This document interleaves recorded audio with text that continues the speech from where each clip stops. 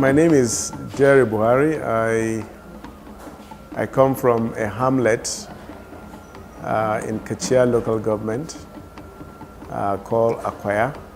The hamlet used to be somewhere very far into the bush, but many years no sign of government presence ever was in that area. So we were advised that if we wanted to be part of any development, we needed to move to the road. So sadly, our people, well, sadly for me, but perhaps my people must have felt differently. They moved to the road. So instead of what used to be 35 miles, which is 4 hours journey to my village from Kachia, is now 10 minutes if you were on the road now.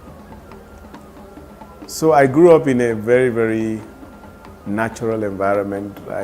Essentially nature was my life, my neighbor, my friend. And that has affected my work as an artist over the years.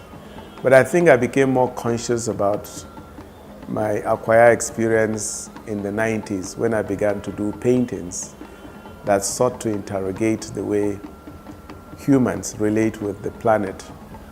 And I began to do a series of works called the Spillage series. In the Spillage series, I had this idea that man was created to have a synergetic relationship with nature, in the sense that he was supposed to be like a gardener, like is written in the Bible. But somehow, after the fall, man lost that synergy, that symbiotic relationship, that equilibrium was lost. And as I probe through these ideas, I'm becoming more and more convinced that perhaps if we would go back to the Garden of Eden and learn from the script that was given on how to tend the soil, perhaps we will be able to deal with issues of global warming, environmental destruction, the oil spillage, the ability to manage wastes. We will be able to do that if we see the planet as a partner rather than a harlot. So what I'm doing now really is conceptual art. What I've shown here are what you would consider to be conventional works.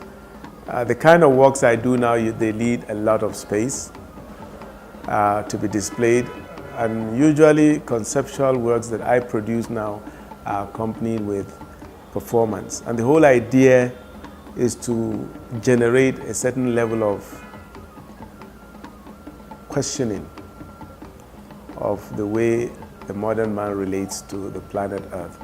And my performance has to do with some kind of ablution, some consecration of the land. So that's what I'm doing now.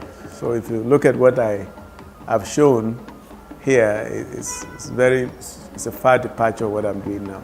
I also do works inside river and water. Kabafest is not new to me because I was in Kabafest. I had a very good experience at Ake. I think it has the same electric, the same synergy, the same energy that Ake has. But I think perhaps for me it's more exciting, because if you had told me that we could have a semblance of Kabafest in northern Nigeria, I would just simply write it off. Where, how, who would do it? Northern Nigeria is extremely conservative, and that's okay for me, but I think my worry is that the conservatism is a blanket that is used to cover hypocrisy. There's a lot of hypocrisy here. People are more interested in projecting a certain image rather than being very truthful. Hypocrisy gives you the feeling that you can dismiss something you can't confront, you can suppress it, you can cover it. But I read somewhere that said, whatever you bury alive is going to come out again, it's going to resurrect. So it's always better to confront things and to face them head on. And I think one of the things that have made hypocrisy very strong, not only in northern Nigeria, but perhaps across the entire country, is the intensity with which we use religion to navigate life. Christians have the same challenge of bearing reality. I've heard people say, it's not my portion. I reject it. And I think it's not biblical. We are taught to confront things. And I think most religions would rather you confront issues than to pretend they don't exist or to find a way of suppressing them or setting them aside or whatever. So Kabafest for me is it's a great opportunity for us. I can't say much because I'm really part of it. I curated the art exhibition part of it. So it would be nice to hear somebody else speak about the exhibition. But if you ask me about the other activities, the book fair, the exhibition, the presentations, the poetry, the readings, the discourse, I think it has an incredible capacity to generate an atmosphere of sincerity, of authentic discourse in northern Nigeria. And there are very few platforms like that. I wish Kabafest will be something that happens in micro, form monthly.